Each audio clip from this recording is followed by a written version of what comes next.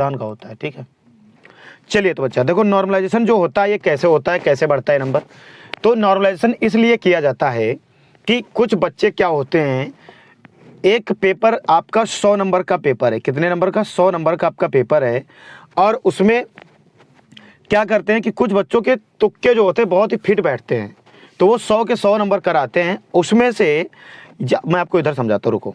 100 number का paper है, 100 question है, 100 क्वेश्चन है, बेचारे को पता 20 क्वेश्चन थे, तुक्के में मार दिया उसने, सही आ गए 70 क्वेश्चन, तुक्के में 70 क्वेश्चन सही हो गए, तो इस हिसाब से तो उसका सिलेक्शन हो जाएगा।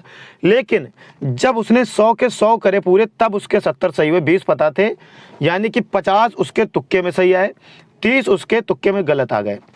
30 किस में आ गए, गलत आ गए, तुक्के में। अब ये माइनस मार्किंग में 30 में कटेंगे भी तो कितने कटेंगे, आखिर 50 उसने सही कर लिए तुक्के में। तब नॉर्मलाइजेशन की ज़रूरत पड़ती है कि जिस बच्चे के सबसे ज़्यादा नंबर ऑफ क्वेश्चंस गलत होते हैं, जैसे कि 100 में से अगर आपके मान लो नंबर ऑफ क्वेश्चन 40 गलत हैं और 60 सही हैं, तो आप क्या है, आपको नॉर्मलाइजेशन का फ़ायदा नहीं मिलेगा, मतलब बहुत कम मिलेगा। 100 में से आपके नंबर ऑफ क्वेश्चन आपने किए 40 और आपके गलत हैं कितने, सिर्फ एक क्वेश्चन, यानी कि 39 सही हैं, तब आपको नॉर्मलाइजेशन का फ़ायदा बहुत मिलेगा। कहोगे सर ऐसा क्यों, बच्चे उसने तो 60 किए थे, इसमें तो आपने 40 में ही नॉर्मलाइजेशन का फ़ायदा मिल रहा है। बिल्कुल, तो ये होता है ये पेपर, ये और एक चीज़, ये शिफ्ट टफ पेपर जो होता है, मॉडरेट पेपर जो होता है और हार्ड जो पेपर होता है, उन पे डिपेंड करता है। चलिए मान लो कि आपकी शिफ्ट 1 है, ये शिफ्ट 2 है, ये शिफ्ट 3 है। ये आपकी क्या थी, ये बहुत आसान, यानी कि ये आपकी इजी टिप थी, इजी जो थी, बहुत ही ज़्यादा इजी शिफ्ट थी। ये आपकी मॉडरेट थी और ये आपकी बहुत ज़्यादा टफ थी। मॉडरेट मतलब ना ज़्यादा कठिन थी ना ज़्यादा सरल थी। अब इजी वाले में क्या देखा, मान लो इजी वाले में आपके नंबर ऑफ क्वेश्चन में से एक बच्चे ने 50 क्वेश्चन सही किए 100 में से, ध्यान से देना, 2-4 मिनट में सब समझ जाओगे। एक बच्चे ने 60 क्वेश्चन सही किए और एक ने 70 सही किए। मॉडरेट में क्या किया कि एक बच्चे ने 60 क्वेश्चन सही किए, एक ने 50 सही किए, एक ने 40 सही किए। और टफ में क्या हुआ कि एक बच्चे ने 40 क्वेश्चन सही कर दिए, टफ पेपर जो था 40 क्वेश्चन सही कर दिए, एक बच्चे ने, दूसरे ने भी 40 सही किए, तीसरे ने 30 सही किए। अब भाई आपको बहुत अच्छे समझाऊंगा, परेशान ना हो कि आप कैसे समझ सकते हो, बिल्कुल 2 मिनट का समय दो, अभी अच्छे समझ जाओगे आप। ठीक है, एक बार आप लोग सभी लोग शेयर करिएगा पहले वीडियो को। तो इसमें क्या होगा, अब ये होगा सीन। अब देखो कैसे पता, ऐसे नॉर्मलाइजेशन का फायदा उठाकर कैसे क्या करता है। तो यहाँ पे जो इजी पेपर था बच्चा, जब ये इजी पेपर था तो इसके हिसाब से ये टफ पेपर था, यानी कि ये जो इजी पेपर है आपका ये बहुत टफ पेपर है, तो यानी कि ये बच्चे फेल हो जाएंगे, ये पास हो जाएंगे, क्योंकि इनका आज बहुत सरल पेपर था। ऐसा नहीं हो सकता, क्यों ऐसा नहीं होगा, रीजन बताता हूँ।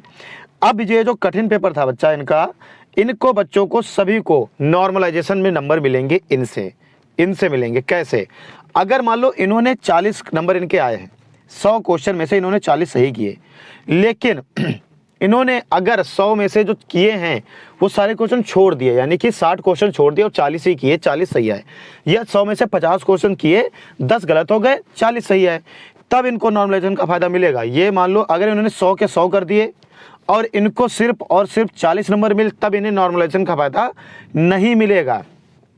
अब आप समझ रही है यहाँ पर मैं क्या कहना चाहता हूँ। अगर इन्होंने 100 क्वेश्चन करे, 100 में से इन्होंने क्या काम किया कि इनके 40 सही आ रहे, तो नॉर्मलाइजेशन का फायदा नहीं मिलेगा। अगर इन्होंने 100 की जगह पे क्वेश्चन किए 50 और क्वेश्चन 50 में से इनके 40 सही आ रहे, 50 छोड़ दिए इन्होंने, तो इनको नॉर्मलाइजेशन का तगड़ा फायदा मिलेगा। अब इन्होंने क्या काम किया कि इन्होंने भी 40 क्वेश्चन किए और इनके 30 सही आए, तब इनको भी नॉर्मलाइजेशन का फायदा मिलेगा। समझ पाए मैं क्या कहना चाहता हूँ। अब इन्हें क्या बता दूं, ये क्वेश्चन, ये जो इजी वाले हैं भैया, क्वेश्चन तो इनका पेपर बहुत सरल ही था, पेपर क्या था इनका, सरल था, तो इन्होंने 50 उड़ा दिए सरल के चक्कर में, और तुक्का भी मार दिया, तो तुक्के में 20 और ले आए।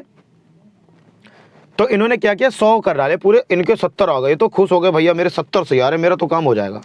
काम तो हो जाएगा, लेकिन आपके नंबर घट जाएंगे, माइनस मार्किंग में वो चले जाएंगे। दूसरी बात, तो नॉर्मलाइजेशन होगा तो नंबर घटेंगे, क्यों, क्योंकि आपने सारे के सारे क्वेश्चन ऑफ करे हैं। आपको मेन पेपर में क्या होता है, पेपर अगर आपको नहीं आ रहा है तो पेपर में आपको क्वेश्चन छोड़ने पड़ेंगे। क्वेश्चन छोड़ दो, बट कभी तुक्का मत लगाओ, तुक्का खेलोगे तो मामला हो जाएगा खराब। तुक्का आपको ले जाता है एग्जाम में, तुक्का आपको क्या करता है, ले डूबता है। तो कहते हैं तुक्का बुलाएगा मगर जाने का नहीं, तुक्का बुलाएगा मगर जाने का नहीं। समझ रहे हो ना, तुक्का कहेगा, मन करेगा नहीं नहीं यार ये ए वाला हो सकता है, ए वाला हो सकता है, नहीं यार ए वाला लग रहा है, चलो मार देते हैं टिक, वो ले जाएगा आपको, उड़ा ले जाएगा। तो कभी ए ऐसे चक्कर में मत पड़ना, तुक्का की कभी कोशिश मत करना, जितना हो सके उतना प्रयास करना कि आप कर पाओगे। अब आप देखो कि ये मॉडरेट की बात कैसे होगी। तो मॉडरेट क्या होगा आपका, ये जो मॉडरेट वालों को मिलता है इनका ना ही मिलता है, मतलब नॉर्मलाइजेशन ना के बराबर ही होता है।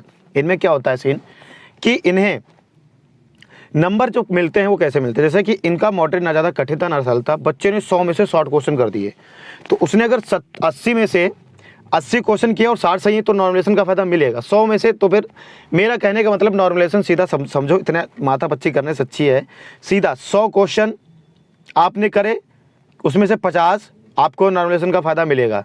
जितने मतलब जितने क्वेश्चन आपके 100 आते थे, 100 में से अगर आपको 80 आते हैं तो अगर आपने 80 किए तब भी आपको नॉर्मलाइजेशन का फायदा मिलेगा, तब भी आपके नंबर बढ़ेंगे। अगर आपने 100 में से आपको आते थे 40 और आपने कर दिए 100 के 100 और आपके नंबर आ गए 60, तो आपको नॉर्मलाइजेशन का फायदा नहीं मिलेगा उस समय पे। उस समय पे क्या है, नॉर्मलाइजेशन पर फायदा नहीं मिलेगा। क्यों? क्योंकि आपने तुक्का बहुत लगाया है। तो एग्जामिनर समझ जाता है कि किस बच्चे ने तुक्का लगाया और किस बच्चे ने तुक्का नहीं लगाया। तो नॉर्मलाइजेशन की ज़रूरत ही इसीलिए पड़ती है, नॉर्मलाइजेशन की क्या होती है, ज़रूरत ही इसीलिए पड़ती है कि जो तुक्के वाले हैं और जो इजी पेपर वाले हैं, जो इजी वाले हैं और जो तुक्का वाले हैं, इनको हटाने के लिए, ठीक है, इनको हटाने के लिए। तो अब आपको मैं मानता हूं कि एक बच्चे को लेता हूं, ये बहुत सरल वाला बच्चा है, एक बच्चे को पेपर ये सरल आया, अब मैं लास्ट पे पहुंच रहा हूं। एक बच्चे का पेपर बहुत कठिन आया और एक बच्चे का पेपर ना ज़्यादा कठिन है ना सरल आया, मतलब बीच में आया, बराबर वाला बीच में। अब इसमें मैं देखता हूं, समझाता हूं आपको कैसे। देखो, सरल वाले बच्चे के क्वेश्चन थे 100, अब इस बच्चे को आते थे क्वेश्चन 70, ठीक है, ध्यान से सुनना, इसने कर दिए पूरे 100, इसने पूरे 100 कर दिए, तो इसमें इसके तुक्का पुक्का सब कुछ मिलाकर 90 सही आ गए, ठीक। कठिन वाले बच्चे के क्वेश्चन नंबर थे 100, इसको आते थे इसमें से 40 क्वेश्चन और इसने किए कितने, 60, तो इसको सारा कुछ मिलाकर 50 नंबर मिले। बीच वाले के क्वेश्चन नंबर 100 थे 100 और इसने किए कितने, 50 कर दिए मान लो, कि क्योंकि ना ज़्यादा कठिन था ना सरल था, 50 क्वेश्चन इसने कर दिया, तो इसके नंबर आ गए 40, ठीक।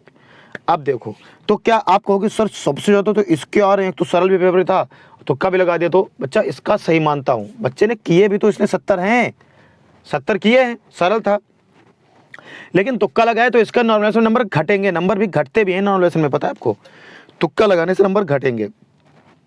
इस बच्चे के नंबर बढ़ेंगे क्योंकि इसने एक भी तुक्का नहीं लगाया, 50 किए, गलत हो गए कोई बात नहीं, 1-2 नंबर, 10 नंबर तक तो कोई दिक्कत नहीं, 10 क्वेश्चन तक अगर आपके चल रहे हैं, लेकिन ज़्यादा नहीं होने चाहिए, और इसमें भी नंबर भी लेंगे, बट ज़्यादा, मतलब मेरा कहने का मतलब है तुक्का लगाओगे तो नंबर का कुछ फ़ायदा नहीं, तुक्का नहीं लगाओगे तो सारे फ़ायदा ही फ़ायदा।